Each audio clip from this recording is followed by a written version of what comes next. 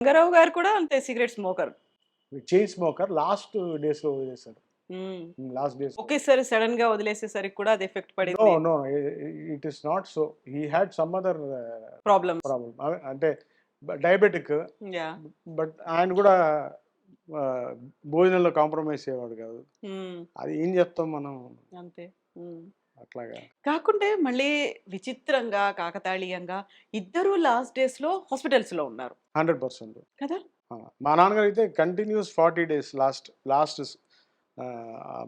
Second time వచ్చినప్పుడు 40 days అంటే ఒక మండలం.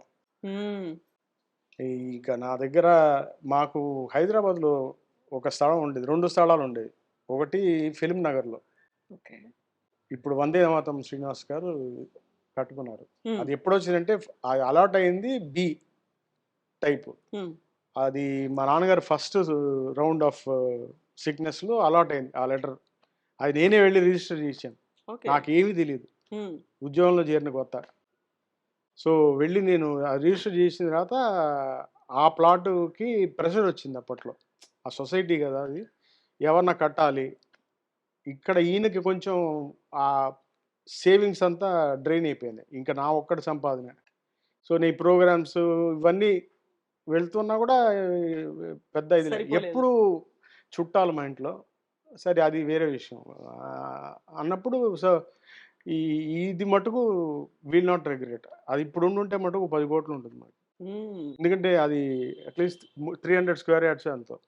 ఇప్పుడు రీసెంట్‌గా హయత్ నగర్‌లో అన్నాం. అక్కడ గూడా ఒక ప్లాట్ ఉండింది. అది అబౌట్ ఫర్ ఎన్‌క్రోచ్‌మెంట్ అన్నమాట. ఆ! So, luckily we sold it out. Okay. అంటే అది మా అమ్మగారి పేరు మీద ఉంది కాబట్టి ఆవిడ పీఓఏ రాసుకొని నేను మా ఆవిడెళ్లి 21లో అనుకుంటాను. హ్మ్. సో, ఆ డబ్బుతో పైన కట్టేసాం. ఓకే. అది. హ్మ్. అందుకని నేను ఇప్పుడు హైదరాబాద్ రావాలని కూడా ట్రై చేశాను. నాకు ఫార్మాలో ఉన్నాను. బట్ ఎందుకు రాకపోయాననేది ఆవిడ చేతిలో ఉంది. లోపల ఉన్న ఆవిడ. Hmm. See when we think something నేను పెద్ద మ్యూజిషియన్ అవుదాం అనుకున్నాం. అవ్వలేకపోయాం కదా! True. So, so if I would have become a musician something would have been return. ఇప్పుడు ఇందులో ఉన్నందువల్ల నో రిగ్రెట్స్.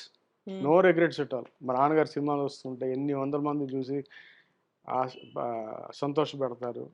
అదే చెప్తుంటాను. హ్మ్. అంటే మా తరతరాలు ఆహ్, ఇట్ ఇట్ బి స్పీకింగ్.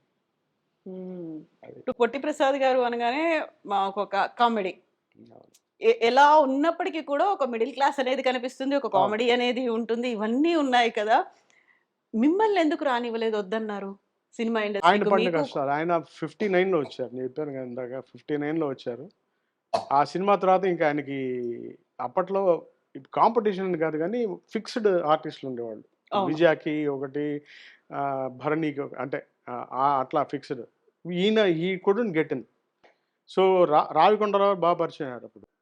వాళ్ళిద్దరూ నాటకాలేసి అప్పుడు ఆ టైంలో 60స్‌లో ఎప్పుడో ఈయన వెళ్ళిపోతాను రా అని వీళ్ళు వల్లూరు కోటం దగ్గర కూర్చొని రావికొండరావు గారు చెప్పారు పోయే ముందర. నేను మీ నాన్న ఎంత గొడవ చేసేవాళ్ళం, అల్లరి చేసేవాళ్ళం. గోడ మీద కూర్చొని తమిళ్ తెలీదు వీళ్ళకి. వెళ్తూ ఉండేవాళ్ళట. వల్లూరు కోటం అంటే చూసుంటారు. 'సాగర సంగమం మౌనమేళనం' అవును. తీశారు కదా! ఆ గోడ మీద కూర్చొని ఇట్లా ఏదో మాట్లాడుకుంటూ ఏముంది కబుర్లు, కబుర్లు లేకపోతే మాట్లాడుకోవడమే. సో, వెళ్ళేవాడిని. ఆ! ఏ ఆ! నదర్ క్యా అనేవాడు. వాడు ఏంట్రా అని చూసాడు. ఇది దిగొచ్చేవాడట సైకిల్‌లో. సార్ నీంగ ఓ సారీ సార్. సారీ మీరు కాదు. ఇట్టా అందరిని ప్రాంక్ చేసుకుంటూ ఆట పట్టించేవాళ్ళా? అప్పటి ఆటోమేటిక్. సో, ఆ బాండేజ్ ఇంకా స్ట్రాంగ్ అయిపోయి, హ్మ్. సో, ఈయన విరక్తి వచ్చి నేను మళ్ళీ వెళ్ళిపోతాను విజయవాడ అని చెప్పేసి మొత్తం ప్యాక్. బ్యాగేజ్ సర్దుకొని రైల్లో పైన పెట్టేసి రావికొండరావు గారు వచ్చారట సెండ్ ఆఫ్‌కి స్టేషన్‌కి.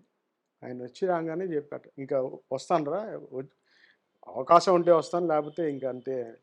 ఇదేలే ఆఖరి కలయిక" అని ఏదో సెంటిమెంట్‌గా చెప్పా. ఆయన కళ్ళమ్మట నీళ్ళు పెట్టుకొని "అబ్బా! దిగురా" అని చెప్పేసి అది బ్యాక్ టు బెడ్రోల్ మళ్ళీ కింద పడేసి హ్మ్. అప్పుడు ఇంక సెటిల్ అయిపోయారు.